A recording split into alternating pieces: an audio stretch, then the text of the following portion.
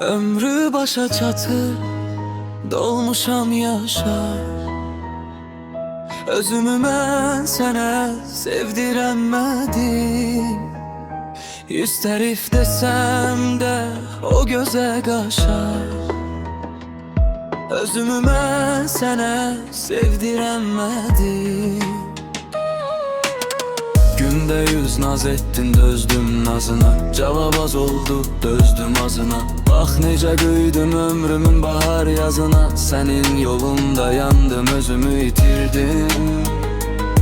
Ürəyimdəki sənə olan sevgini bitirdim. Xeyr, hələ də ürəyimdə tək sənin adın var. Amma nə fayda, bu sevgi bizə zülmət gecələr qalır.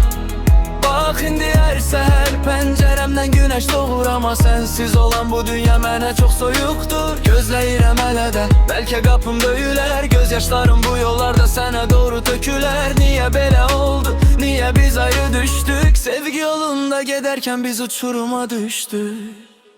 Ömrü başa çatır, dolmuşam yaşa.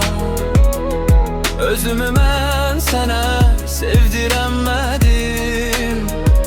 Yüz tərif desəm də o gözə qaşa. Özümü mən sənə sevdirəmədim. Ömrü başa çatır, dolmuşam yaşa. Özümü mən sənə sevdirəmədim. Yüz tərif desəm də o gözə qaşa. Özümü mən sənə sevdirəmədim. Məcnuna döndüm, düşdüm çöllərə. Dərdimi söylədim əsən yerlərə. Hayf bu ömrümdən keçən illərə. Sətirlər kövrəlir, qələm titrəyir əlimdə.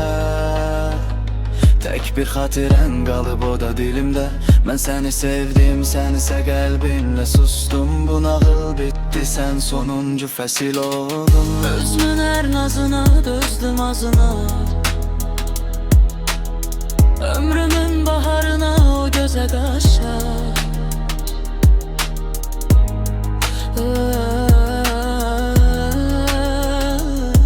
Özümü mən sənə sevdirəmədim. Ömrü başa çatır, dolmuşam yaşa. Özümü mən sənə sevdirəmədim.